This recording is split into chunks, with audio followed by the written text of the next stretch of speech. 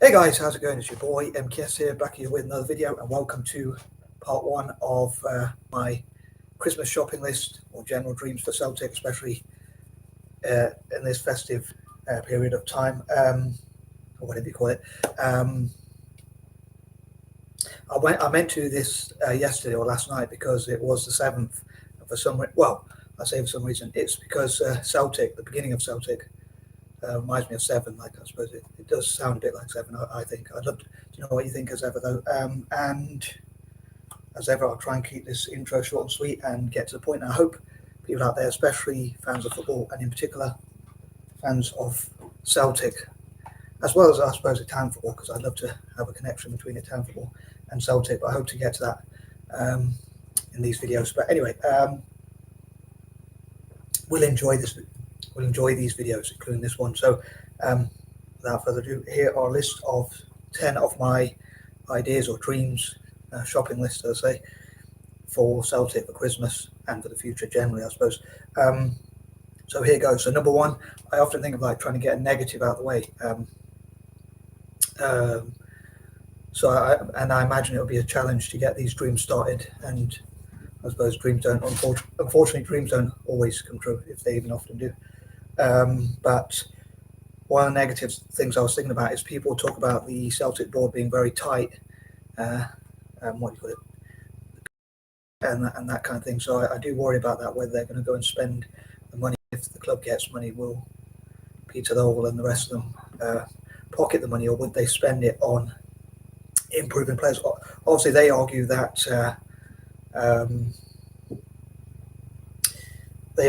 they need money in the bank just in case. I suppose save some for a rainy day. But as a football fan, I think you just want to see that being spent, probably wisely, but at the same time being spent on signings, transfers, and that kind of thing. But yeah, I do worry whether they will invest or whether they are being a bit too fiscal, like penny pinching and a bit too tight. One of the things I was thinking on that note is that the board, or all those involved in the club, the board and all those involved in the club, should only be able to take bonuses or extra pay or whatever pay increases if and when Celtic win trophies. But that's my opinion. But I suppose another thing about the number one is like getting started. So I dream to get these ideas started, and hopefully it would be great if on Christmas Day or around that sort of time, around obviously the 25th or whatever, lots of investors and sponsors invest into the club, donate to the club and sponsor the club and whatnot. Anywho, moving on, number two, I hope the club will learn all that it needs to learn to become successful, learn about what it takes to become a top class team, to become world class, to start competing in the Champions League, or at least at some level in Europe, hopefully in the future. Unfortunately, Celtic have a really bad record, ironically, in spite of being the first British club to have won the equivalent of the Champions League. Back then it was called the European Cup, I think. They have the dubious record, I think that's the right word, unfortunately, of going 15 games in Europe without a victory in the Champions League, at least. And so, yeah, I mean, I suppose our arch rivals, as I call them, our nearest and dearest, rather sarcastically, can't really talk too much because they haven't really been in the Champions League. So, but I hope that Celtic can learn how to improve, like how to attract investment, sponsorship, and that kind of thing, even donations perhaps, and how to market itself even better. Unfortunately, obviously, being in the Scottish League does mean I think it's because Scotland's a small country, and also it doesn't have the historical sort of legacy that the EPL has, like with Man United and Liverpool and teams like that. So I think that's why it's difficult to attract investment and money. But I'd love to know different theories as to why Scottish teams can't compete in Europe. Another thing is I would love to connect together all the different Celtic related content creators, such as One Celtic Fans View, a channel called Kazian or something like that, spelled Cakazin, I think. It's a bit of a complex name. A Celtic State of Mind, or Axon for short, and all the other Celtic channels. Come on, I think Come On Celtic or something like that. Come On You Greens or something like that, I think the channel's called. ran by some David 67 and Brian 118 and so many other Celtic channels, all the different Celtic related content creators, vloggers, bloggers and whatnot come together, possibly on Zoom, and like chat together. I know that sort of happened on a smaller scale, but I'd love for all the possible Celtic related content creators. It's not warmer than I thought it was going to be for a winter's day, but maybe it's just me, I don't know, maybe I've got some sort of flu on that which makes me hot when it's cold, doesn't it? I don't know. But anyway, a flu reverse perhaps. But anyway, yeah, so I'll say content creators from Celtic to discuss ideas together and our thoughts on the club, things like that. I think that would be pretty cool. Number 3, I think it'd be cool if Celtic did like loss leading ideas, marketing ideas, so like giving away footballs and football kits and things like that, and hopefully in the long term that will benefit the club. So even though they call it loss leading, because obviously you lose money in the short term but then you gain money in the longer term. Another thing I was thinking about politically is like Celtic often say like Tories not welcome or things like that, but I'm probably one of the few, if not the only, libertarian Celtic fans. Most Celtic fans are socialists or communists. I'm not a big fan of socialism or communism or some of the things that go on in the club.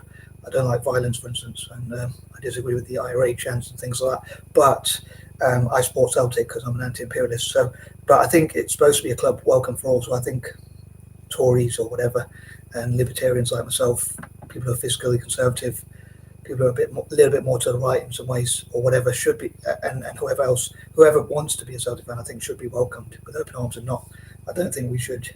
I disagree with some of the stuff like the Green Brigade talk about, like with Rod Stewart and people like that. And again, I say Tories not welcome.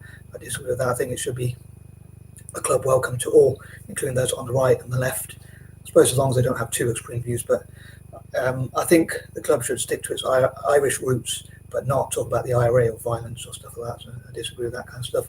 And so there's a big debate about the Green Brigade. But one of the things is, I think they should be able to, I think fans should have the Palestinian flag, just like people should be able to have the Israeli flag or any other flag. So I disagree with like UEFA making those sorts of rules about not being able to display flags and things like that. I think that's a bit unfair. That's my opinion. And I'd love to read other people's opinions. So as I often say, I'm a big proponent or supporter of freedom of speech and freedom of expression, things like that. Number 4, again, I'd love to bring together, probably, sorry, it looks like I'm reading something, but I'm not reading any notes or anything like that. Just to clarify, I don't know why I want to say that, but I'm just checking my mobile. I don't know why I even do that, but I just always seem to press and fidget with my mobile for some reason. But number 4, as I say, I would love to bring together, I'd say, all Celtic fans on Zoom and stuff like that. Perhaps I should have saved that point for number 4, but I had all these ideas in my head, but I've sort of forgot some of them. But yeah, signings and transfers. Another thing is, because I planned to do it to record this video yesterday or last night, I thought I could cover like with my patterns and literations and things like that, or including literations on Tuesdays and Thursdays. I hope to talk about transfers when it comes to Italian clubs, Serie A, and also Celtic, of course. And signings Saturdays and Sundays. I suppose the same thing, but going on alliteration. But basically, for the club to, I'm a bit too obsessed with alliteration, sorry, but the club to look at what signings could be made. So I dream for the club to get as much investment, as much sponsorship, and all the legal, all the ways, all the legal. What I'm trying to say, all the. I think of the right way to put it in proper English. All the legal ways possible, basically, for one of a better way of putting it, to generate profit, to make money for the club, which it can hopefully then use to invest in even better players or better players, get rid of some of the dead wood. Some say there's a lot of players there who shouldn't be there. One of the things I was thinking is there should be like, I'd love to see a signing of a tall, imposing, as I put it, basically a physically strong player who's upwards of 6 foot, probably 6'2" or 6'3", maybe even 6'4", who can maybe even 6'6" or whatever. There's not many strikers that tall, I suppose, but more like a rugby player. But someone who's built a bit like that, like a bit like a rugby player, perhaps, kind of. Maybe not quite that big, but anyway, who can win headers basically. So we can get like when we have set pieces like free kicks, throw-ins, and of course corners.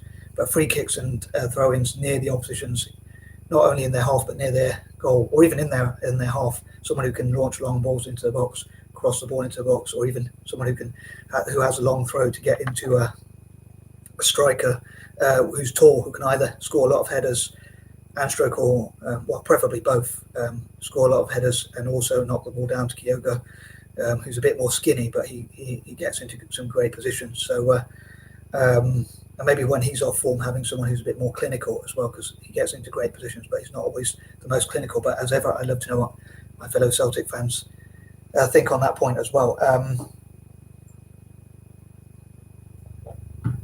But yeah, as I say, I'd love to bring together Celtic fans, and sorry for any Celtic content creators that I haven't included. If you want to post in a link, any links for your Celtic related vlogs, blogs, or anything else Celtic related, please feel free to do so in the comment section, either on Facebook or YouTube.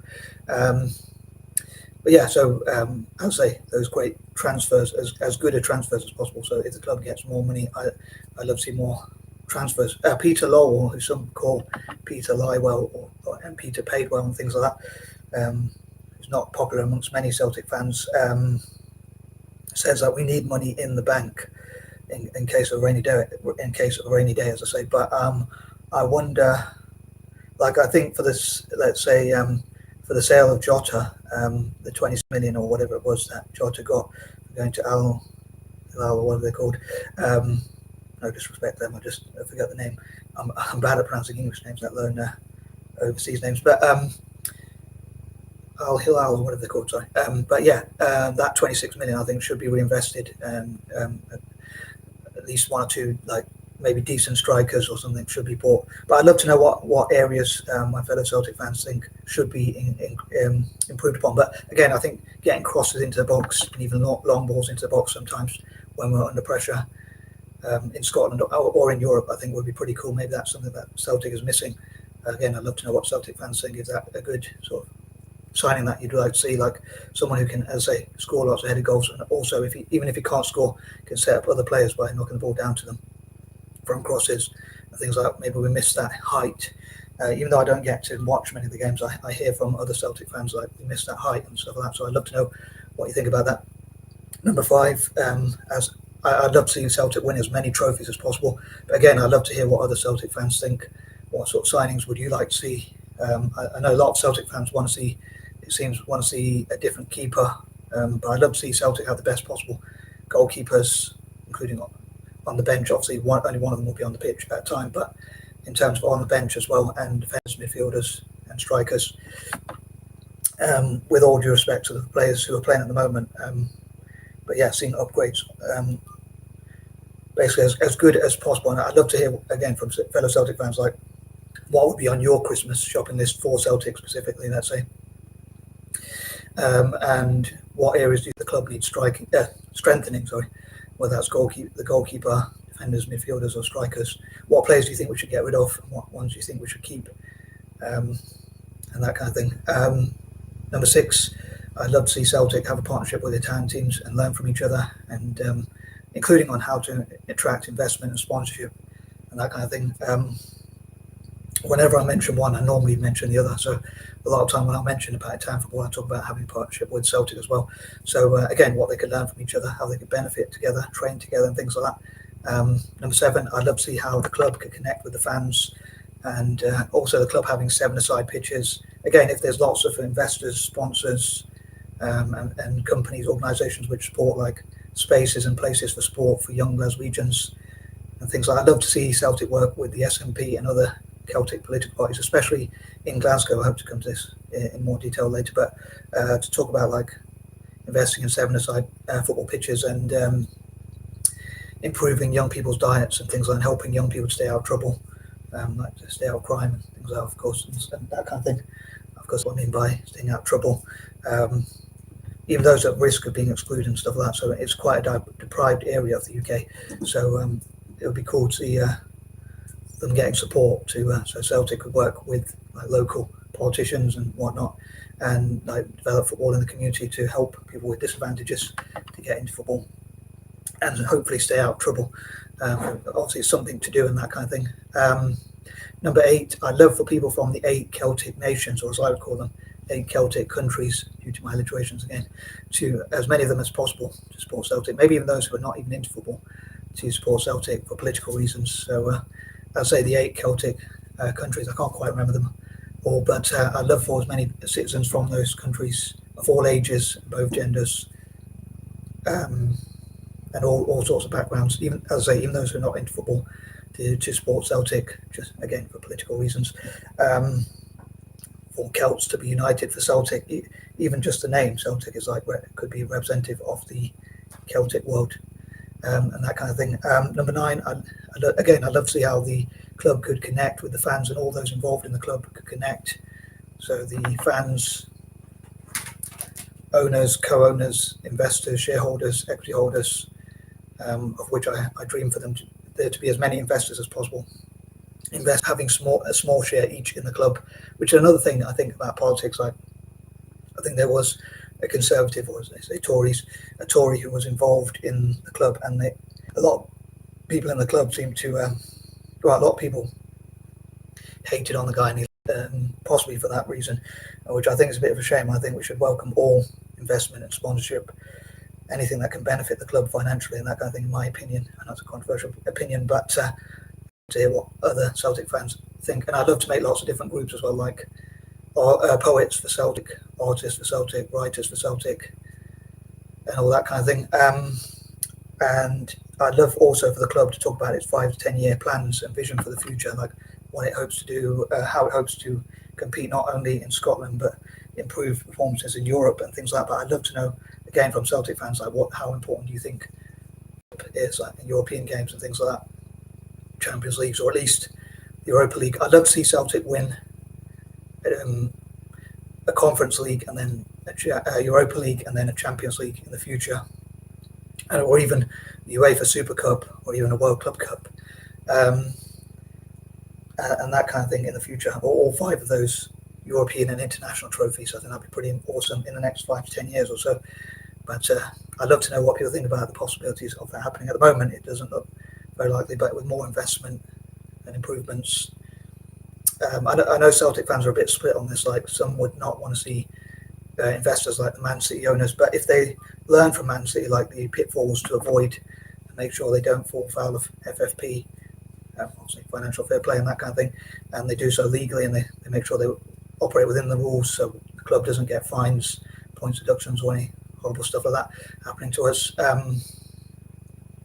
I'd welcome it personally. I'm sure many Celtic fans would, but it'd be great to have a different, broad array of opinions, or whatever the word is, but whatever the best word is, a variety of opinions. And I think that's another thing, that people should accept each other's opinions, where sometimes our fan base can be a bit sort of too opinionative and not listening to other people's opinions. Number 10, as I say, I'd love to see youth development. Sorry, I do waffle, but I hope that all made sense. Probably I do over-explain things as well, as I say. But yeah, I'd love to see youth development as much as possible in the future, and like how the club can continue to develop. And I'd love to see the club, as I say, get as much revenue as possible, and preferably to be tax exempt, and to reinvest that into buying better players, investing in the youth. I think 10% should go towards buying better players. Hopefully, 10% should go into the youth development, and 10% towards marketing, branding, and that kind of thing. Celtic sports clubs around the world, for instance, 5% could go into that overall. So half of the marketing and branding budget and that kind of, and the final 10% could go towards the foundation. So the good work it does, helping people. Hopefully, some of the poorest people around the world. Hopefully, we could help them as a club and continue to do so, including in parts of Africa, Asia, Latin America, and all over the world. And hopefully that'll be a mutual benefit, as well as helping those. Hopefully it'll help the club. Anyway, I'm going to stop waffling, and I hope to read many comments from Celtic fans, and I'm out. Peace and love.